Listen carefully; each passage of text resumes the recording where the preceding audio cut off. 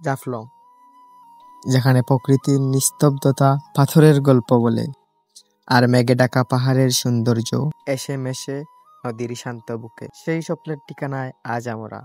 Hello বন্ধুরা, আজকের এই ভিডিওতে আপনারা শুধু জাফলংয়ের সৌন্দর্যই দেখবেন না, জানবেন এর ইতিহাস, এখানকার মানুষের জীবনযাত্রা। চলুন শুরু করা যাক আমাদের আজকের জাফলংয়ের ভিডিও।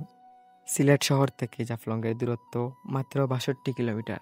আমরা যাত্রা শুরু করি বাস, সিএনজি, প্রাইভেট কার, যে কোনোটিতেই। রাস্তার দুপাশে যতদূর চোখ যাবে সবুজ চা বাগান, উঁচু নিচু টিলা আর সতেজ বাতাস। অনেকে জাফলংকে শুধু পাথর তোলার জায়গা হিসাবে দেখে, কিন্তু এর ইতিহাস অনেক গভীর। একসময় এটি ছিল আসাম ও সিলেটের মধ্যে একটি অত্যন্ত গুরুত্বপূর্ণ ট্রানজিট পয়েন্ট। পাহাড়, নদী আর প্রকৃতিকে ঘিরে এখানকার স্থানীয় মানুষ যুগ যুগ ধরে নিজেদের জীবন গড়ে তুলেছে। জাফলংয়ের মূল আকর্ষণ পিয়াইন নদী। জাফলংয়ের প্রধান সৌন্দর্য হলো এই পিয়াইন নদী। নদীর গর্ভে লুকিয়ে আছে হাজার হাজার বছরের পুরনো নানান রঙের নুড়ি পাথর, যা এখানকার প্রকৃতিকে করে তুলেছে অনন্য। এবার আমরা যাচ্ছি জিরো পয়েন্টের দিকে। এটাই ভারত বাংলাদেশের সীমান্ত রেখার সবচেয়ে কাছের অংশগুলোর একটি।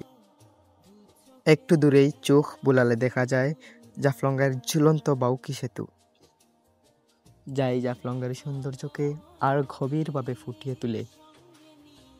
বর্ষাকাল বা বর্ষার পর এলে মায়াবী ঝর্ণা নামে পরিচিত তার অপূর্ব দৃশ্য দেখতে পাবেন। পাহাড় আর নদীর এই মিতালি সত্যি মনকে শান্তি দেয়। জাফলংয়ের সৌন্দর্যে আরও এক নতুন যাত্রা যোগ করে এখানকার স্থানীয়রা খাসিয়া আদিবাসী পল্লী। তারা মূলত পান ও সুপারি চাষ করে জীবিকা নির্বাহ করেন। সময় পেলে অবশ্য তাদের সহজ সরল জীবনযাত্রা একটু কাছ থেকে দেখে আসতে পারেন। সত্যি বলতে জাফলং ভ্রমণ শুধু একটি ট্রিপ নয়, এটা প্রকৃতির বিশালতার সামনে নিজেকে নতুন করে খুঁজে পাওয়ার একটা সুযোগ। পাহাড়ে, নদী, পাথর আর মানুষের গল্প, সব মিলিয়ে জাফলং সত্যি মন ছুঁয়ে যায়।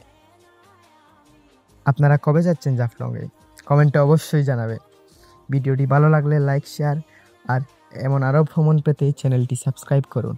দেখা হবে খুব শীঘ্রই নতুন কোনো জায়গায়, নতুন কোনো গল্প নিয়ে। ততক্ষণ পর্যন্ত ভালো থাকুন।